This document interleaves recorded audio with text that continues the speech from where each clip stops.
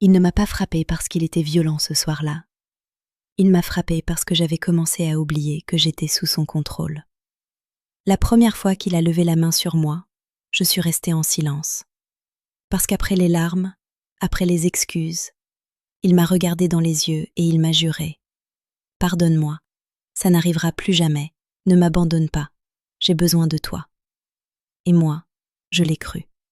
Alors si toi aussi tu aimes les histoires profondes, les histoires sans filtre, like cette vidéo et écris en commentaire « Illusion ». Parce que parfois, ce qu'on appelle amour n'était qu'une illusion magnifiquement déguisée. Et honnêtement, je pensais vivre l'une des plus belles histoires d'amour. J'attendais notre deuxième enfant. Et à cette époque, si tu m'avais demandé si j'étais heureuse, je t'aurais répondu oui, sans hésiter. Notre relation était fusionnelle. C'était mon meilleur ami, mon confident, mon refuge. Je lui racontais tout.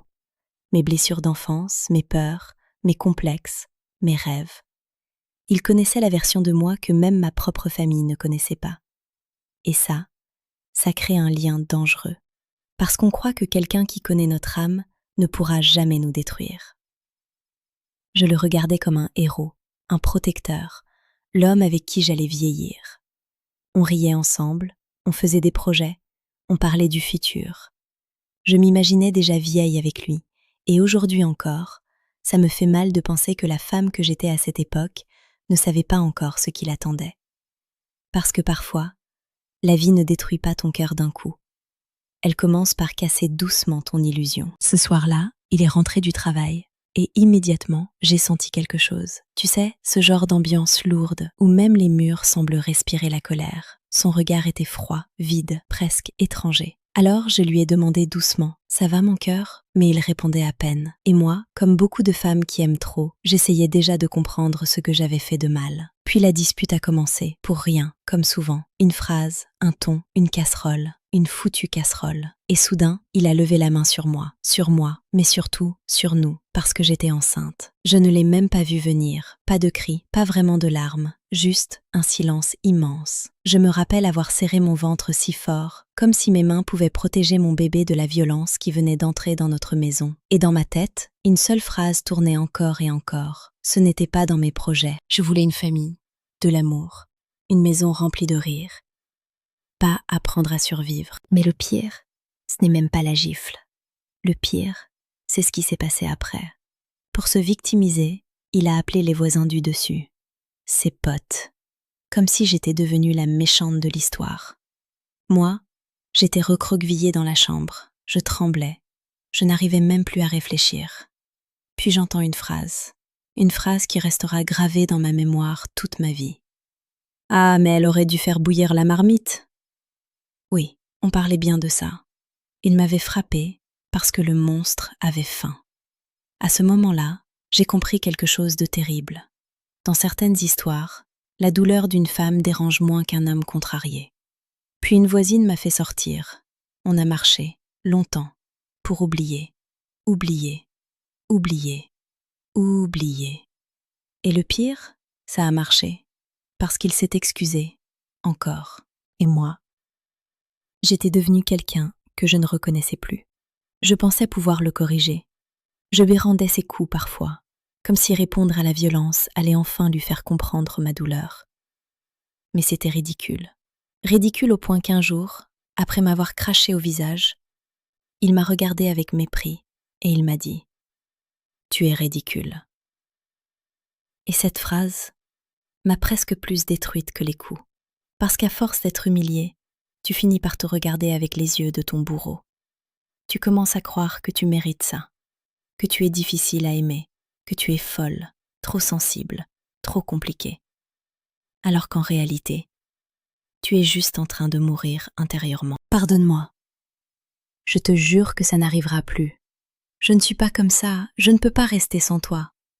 Et moi, je voulais tellement croire à cet homme-là, pas au monstre que je venais de voir. Alors j'ai pardonné, comme beaucoup de femmes, parce qu'on ne quitte pas toujours quelqu'un la première fois qu'il nous détruit. Parfois, on reste, par amour, par peur, par dépendance émotionnelle, par espoir. Mais les coups ont recommencé, encore et encore, et encore. Puis viennent les humiliations, les insultes, le mépris, les regards qui te font comprendre que tu n'es plus une femme, juste une cible. Puis un jour, peut-être après une énième dispute, quelque chose en moi s'est réveillé. Pas la colère, pas la haine, non. La survie. Je me suis regardée, puis j'ai regardé mes enfants, et j'ai compris une chose. Si je restais, ils allaient croire que l'amour ressemble à ça. Alors j'ai pris mes enfants et je me suis enfuie de lui, de ses mensonges, de sa violence, de son chaos, de son karma. Et même si j'avais peur, pour la première fois depuis longtemps, je respirais. J'ai repris ma vie en main, mes études, mes rêves, ma dignité. J'ai changé de voie professionnelle. Je me suis reconstruite morceau par morceau, lentement, très lentement. Parce qu'après certaines relations, on ne guérit pas en une nuit. On réapprend simplement à vivre. Et surtout, j'ai offert à mes enfants ce que je n'avais plus, un foyer stable, sain, paisible. Parce qu'un enfant mérite d'entendre des rires dans une maison, pas des coups. Je sais que certaines femmes qui regardent cette vidéo ont peur de faire pareil. Peur de partir, peur d'être seule, peur de recommencer, peur de ne pas y arriver. Mais écoute-moi attentivement. Parfois, partir ne détruit pas une famille. Parfois, partir sauve des vies. Parce que pendant que certaines femmes hésitent encore à fuir dans le monde, une femme est tuée toutes les 10 minutes par un compagnon ou un membre de sa famille. Une femme, toutes les 10 minutes. Pendant que tu regardes cette vidéo, quelque part, une femme supplie en silence. Une femme pardonne encore. Une femme cache ses bleus. Et une autre ne survivra pas. Alors non, n'aie pas peur de partir. Aie peur de rester là où ton âme s'éteint lentement. Parce qu'aucun amour ne devrait te coûter ta paix, ta dignité ou ta vie. Aujourd'hui, si je raconte mon histoire, ce n'est pas pour qu'on me plaigne. C'est pour cette femme qui regarde cette vidéo en silence et qui essaie encore de convaincre son cœur que ce n'était qu'une erreur. Non, une femme ne devrait jamais avoir peur de l'homme qu'elle aime. Jamais.